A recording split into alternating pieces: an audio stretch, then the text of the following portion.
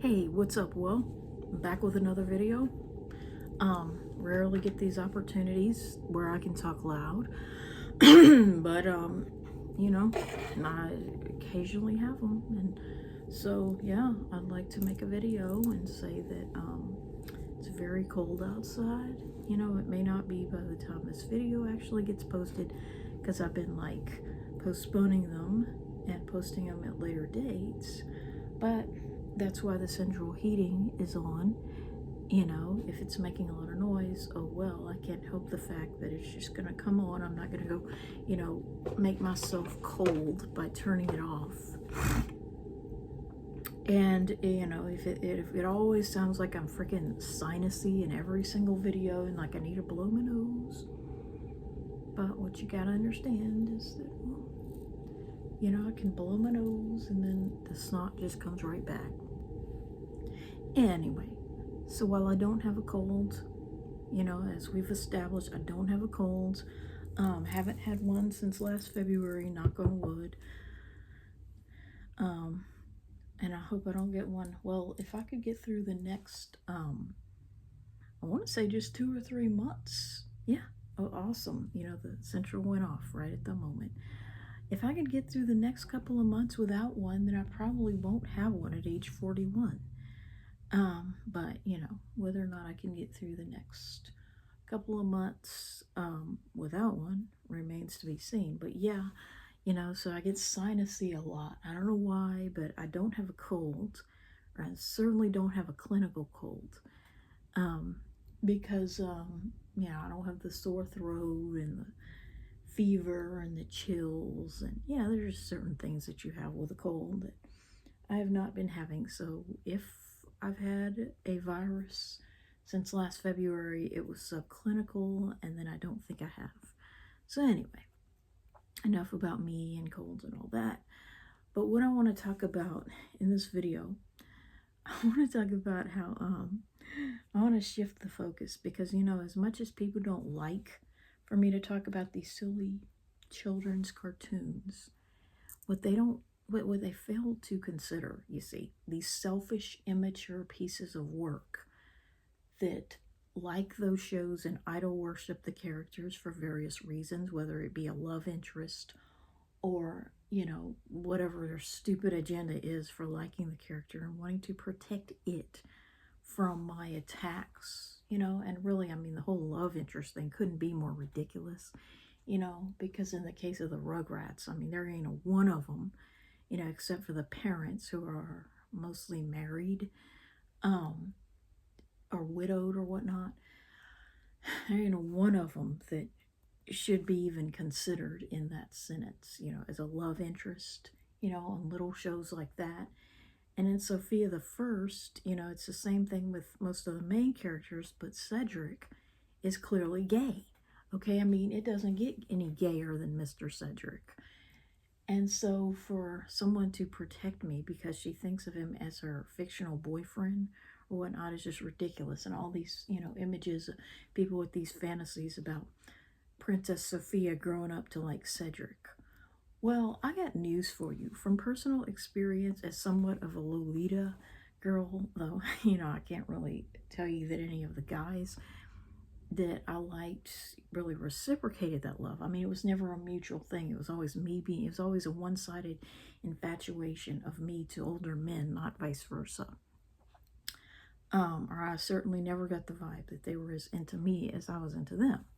But from personal experience, if a guy is attracted for whatever reason to a young girl, whatever attracts him to that young girl, when she gets older, and she actually matures into a woman, he will lose interest in her like she's not even the same person, because that's basically the case. Men who are attracted to very young girls, if that is the case, which I highly doubt that Cedric would be attracted to Princess Sofia. But I mean, if it were the case that he were attracted to Princess Sofia, I mean, he would totally lose interest in her once she would hit puberty and certainly womanhood. So all this shipping, these stories, it's like they thought my content was inappropriate. but yet somehow these stories, these fantasies about Sofia growing up to marry Cedric and have kids with a man who was basically old enough to be her grandpa, somehow that was appropriate, whereas my content was inappropriate, for me pointing out the obvious that he seems to have farted. Yes, I do what the king commands. Uh-huh. Then perhaps I should go get Daddy. Oh, I mean the king. And have him command you. I mean the king. And I mean the king. And I mean the king. And Oh, Merlin's mushroom. Somehow, I'm disgusting and I'm this, that, and the other, just for pointing out that, hey, there's a few episodes out there that allude to him having bodily functions. But yet, saying that he should wait for a little girl to grow up so that he can marry her, and all these beautiful images of her eating with him or, just living with him as a slightly older girl. It's just ridiculous because I know from personal experience, that if men are attracted to very young girls, they do not stay attracted to those very same people. Okay, as the girl would mature, he would lose interest in her if that was why he liked her. But as I've stated before, I really think he's gay. I think he's as gay or as queer as a $2 bill or $3 bill or however the expression goes. He's as queer as a $3 bill, which is queer because it doesn't exist. And I think he was intended as a gay character. I don't think he was ever intended as a boyfriend or a love interest for Sofia. And I never saw him that way. So yeah, it's like, but yet somehow I have a problem, just because I want to allude to, the fact that, I mean, it's just like so many other things where it's like you can't be overt, you can't have, him announcing that he's farting or whatnot, but it's clearly a nervous fart. When Amber mentions that her father is the king, he was gonna like let them know, well, they're not the king, so he doesn't have to listen to them, but then she reminded him that her father is the king. And it's like, oh crap. Or Merlin's mushrooms. But so yeah. And then the other thing I want to talk about is the episode that I like. See, that one was called Tea for Too Many. And the other one I like was, the thing, I always find that what I hate the most about, children's shows and children's whatever is how there's just, it's too unrealistic.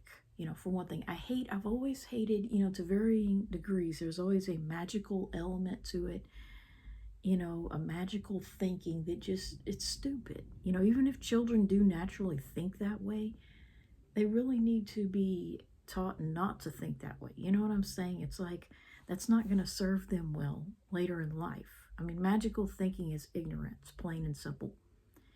Just as I've always stated before, there's a right and there's a wrong, and just because the wrong answer sounds prettier, or it sounds nice, doesn't make it correct. And, I'm a believer in reality.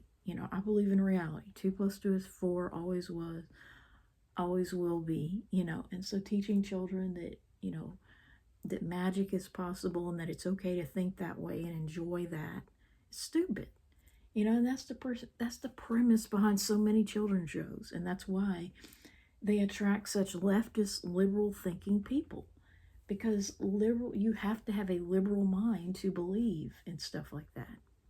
And that's why I see him as a gay character, because the mere fact that, he wants to live in a world of magic, even if he is a villain, a straight man would be more realistic, would deal more in reality and scientific things.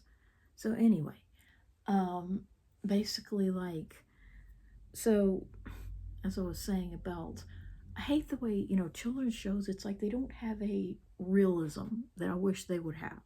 mean, even if they could have a little bit of magical stuff and fun stuff and, things like that, there should be an element of realism. And I always find that to be lacking. I always find that there's just not enough realism to make it believable, relatable, or enjoyable to me. And, the realism that's missing from so many of them that I think, well, obviously, I mean, you kind of have to know what my name is to understand this. But the element of colds and illness and, things like, when you're making a show about an age group that is most likely to have a cold, which is children under age 10, and they never seem to have a cold, or they certainly never express it verbally that they do, even if the voice actor does in real life. I mean, you have not successfully created a show that's about children, relatable to children, or appeals to anyone who knows a thing or two about children. You know what I'm saying? The whole reason I don't have children is because they are so likely to have a cold and to give it to me by extension. And that's just not something I could live with. And so, when you omit that entirely, like it doesn't exist, and the way that you present it, if it's ever presented at all, is in a distorted way that violates science and everything I know about colds, I mean, it's just, that's bad. And so, one of my favorite episodes, other than Tea for Too Many, where not only does Cedric fart, but they all sound like they have a cold. Merlin's mushroom. Is an episode named, it was called the Leafsong Festival. And I like it because it's just about, it's about this silly female turquoise dragon with blue eyes. And while I don't like those kinds of fantasy characters, like the purple horse named Minimus, who is male but has purple eyes and purple fur or a coat and all that, it's ridiculous. But she is my favorite out of those two. Her or Minimus. I would prefer Crackle, the dragon, because, I don't mind a female character being turquoise, but I hate the idea of a male character being purple, like Minimus. And Clover, he's basically just a ghetto version of Thumper on Bambi. And so he's not that bad. But Crackle, she was a female dragon who wanted to sing in some kind of a Leafsong Festival. But when she would sing, she would breathe fire like a dragon. And it's a very stupid episode because it's just so fictional, or it's so outlandish and ridiculous. But basically, she wants to give up her fire so that she can sing. And so she goes to Cedric, and basically it's just very similar to, Ariel and the Little Mermaid, giving her voice to the sea witch so she can be human.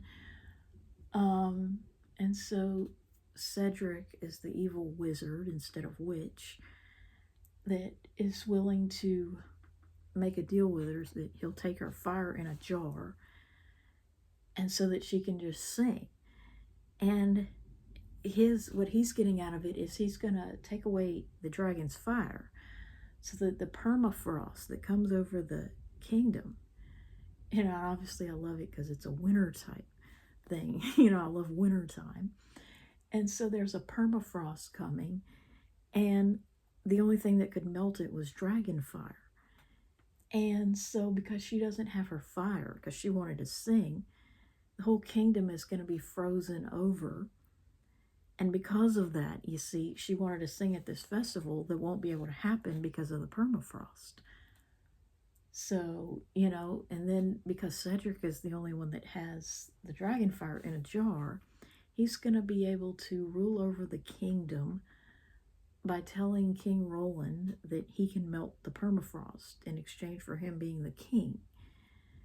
And obviously, as always, I love to see the villain get their comeuppance, whatever that may be. I like to see, my favorite part of any episode of any show or any movie is how the villain gets his payback and to see what happens. In a children's show, it's kind of a funny thing. It's always funny, always something crazy or silly happening that violates the laws of physics.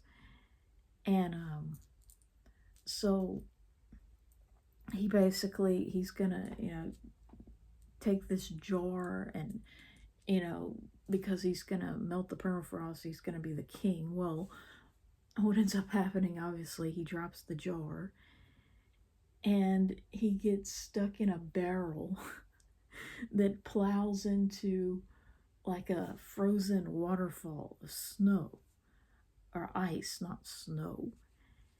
And obviously that allows Princess Sofia on Minimus, the flying purple horse, to grab the jar and give it back to the dragon as fire. And that's my favorite part. Quick, Wormy, you have to get that dragon fire before they do. Tell me you got the fire, Wormy.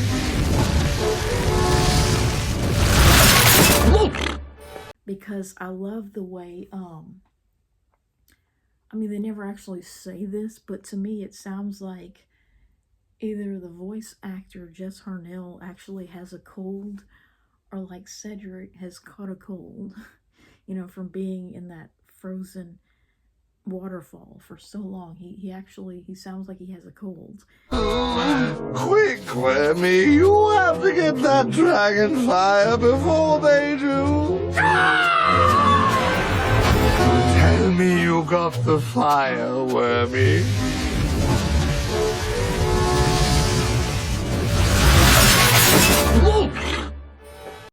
And I just wish that, unfortunately that's the last you see of Cedric in that episode, but I just wish that somehow they would have extended that more into he caught a cold as his comeuppance for doing what he did. But, that's just the thing. It's like, I feel like, the one thing I hate about children's shows is that, I feel like they downplay the comeuppance of the villain too much. I feel like it's just never enough. Obviously I'm implacable, so it would never be enough.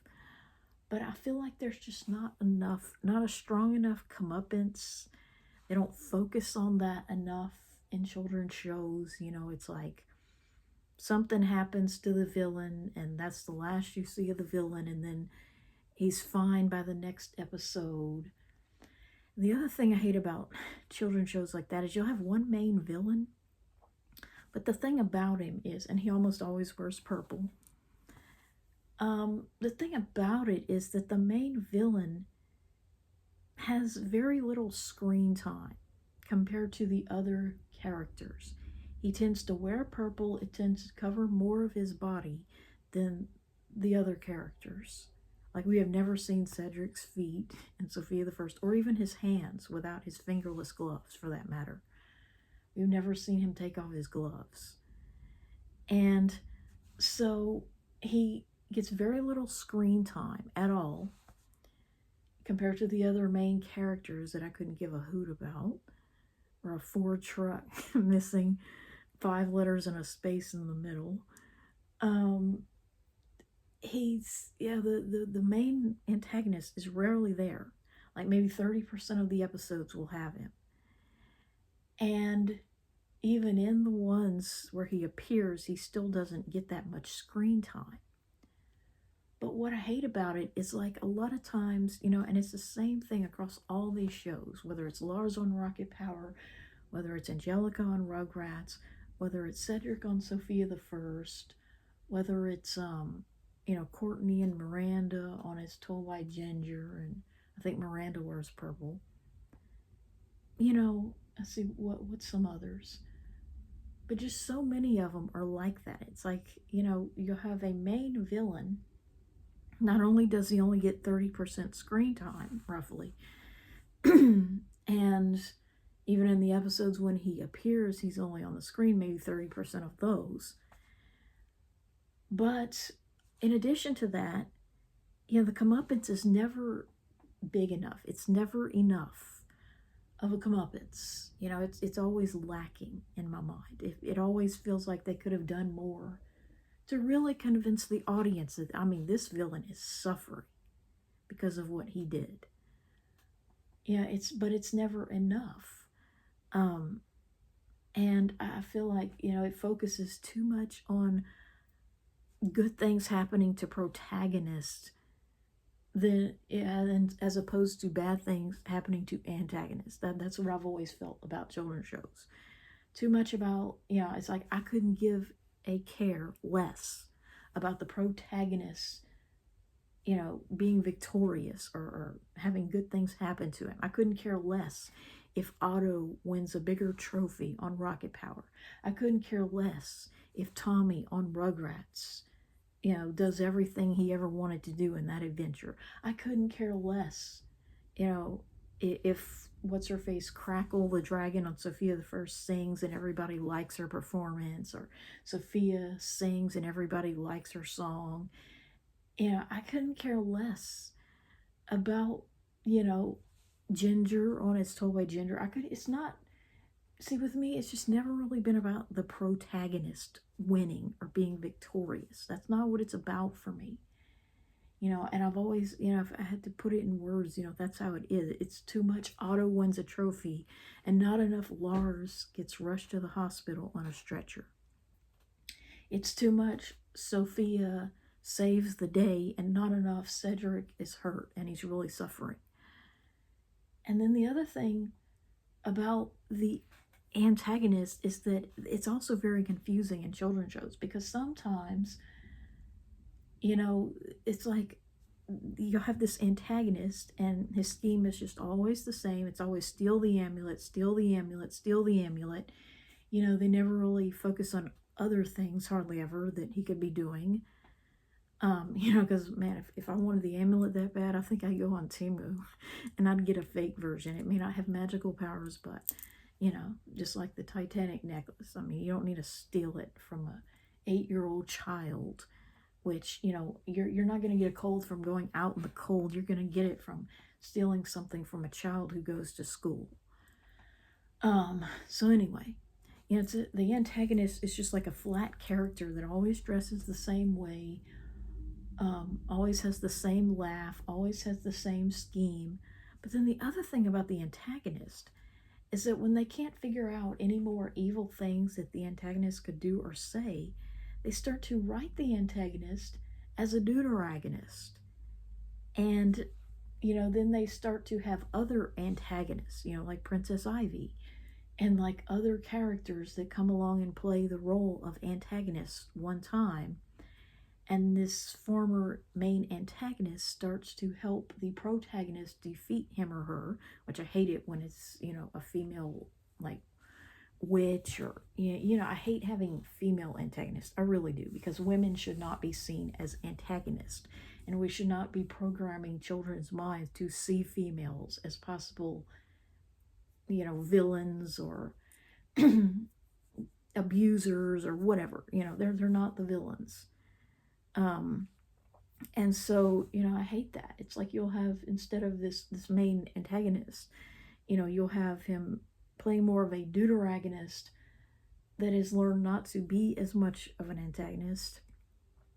And, or he, you know, because of the consequences of being an antagonist, he starts to, you know, maybe not do those things anymore for various reasons.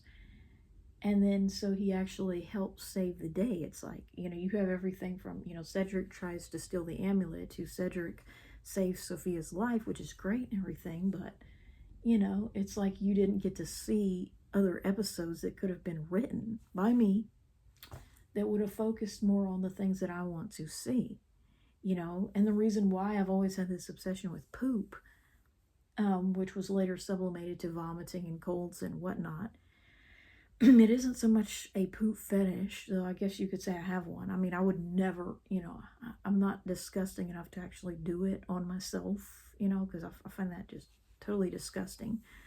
But it's just because in my mind, that's about the worst thing, the worst day that I can ever imagine someone having, is for them to poop themselves in front of others and it be known. you know, because that is the worst thing that my mind can possibly conceive. You know, it isn't so much that, you know, that I have a poop fetish, although I do to an extent. It's more of, you know, that's the worst thing that can possibly happen to an antagonist. And yeah, that's the sort of thing I would like to see. I'd like to see them poop themselves. I'd like to see them vomit. And I'd like to see them sick with a cold. And so, you know, the closest you ever come to that is Leafsong Festival, you know, Cedric getting a cold from being stuck outside in the cold, which is ridiculous because that isn't what causes colds. But I guess in that time period, in a magical world, that's what they would have thought caused colds, when in reality, it's from being around children and their friends and their siblings. So yeah. And the other thing I want to briefly touch on, you know, while I still have time, is that how ridiculous it is, you know, for people to say that I am not a female, when clearly, I mean, it doesn't matter what anyone thinks I am. I know that I'm female, you know, because I know how I pee, and I know that I've had to wear a bra. You know, I should have worn one beginning at the end of 3rd grade, or the summer between 3rd and 4th grade. I should have started wearing a bra. But I mean, I know what body parts I have, and I know which ones I don't have. And I know, you know, how I would have reproduced when I had that ability. And it isn't impregnating a female. And so, but I want to briefly touch on how ridiculous it is when people say that I cannot possibly be female because of my poop fetish, which, as I've stated before, I don't really have a poop fetish in the sense that I would never actually put on a diaper and do it. You know, it's almost like you know, obsessing on these characters helps me think about these things without actually making them a reality in my life. You know what I'm saying? It helps shift the focus from myself and my own body to, you know, a fictional world where, you know, I don't have to actually cope with the reality of such bodily fluids. I can still think about them, but not the reality of them. You know what I'm saying? But to say that I cannot be female because I've always had a lifelong obsession with gross things and gross bodily fluids and functions is about as ridiculous as saying that I think my cat is really a dog because she pants when she gets out of breath, which cats really do that. I mean, they can, but it's not as common as a dog, you know, because obviously they're cold-natured. That's why they like to get on top of you, especially in the winter time. They like to be warm because they're cold-natured. But if they get overheated, they really do pant like a dog, just like a dog, with their tongue out. You know, if they start running around in the summertime, they really do pant like a dog. They just don't do it as often as a dog because a dog has a higher, or they're more hot-natured. Let's put it that way. I don't know what the difference is in body temperature. They're all very similar to a human, but a cat is more cold-natured. They like to be warm, but when they do get overheated, they do pant like a dog. But does that make them a dog? Absolutely not. You know, they also growl like a dog when they're angry, in addition to hissing, which is cute. But does that make them a dog? Absolutely not. Okay? Same thing with me and the poop fetish. Yes, I have a fascination with poop, but, you know, it's not exactly the same as the men that have a fascination with poop. But, you know, it's just because it's always been such a big deal. You know, bodily fluids were just always a big deal in this house, in my house. But yeah, it's for the same reasons that men often have poop fetishes, but it just doesn't manifest quite the same way. But, you know, I just find it disgustingly ironic that the very same gender, you know, that likes to talk about poop and laugh about poop is also the gender that never wants to clean it up behind the kids or the pets. Guess which gender gets stuck having to change diapers and clean litter boxes and clean up after dogs much of the time? Not the gender that is allowed to laugh and joke about poop. So before I get too angry, I want to hurry up and post this video and say, I'm so glad it is cold outside.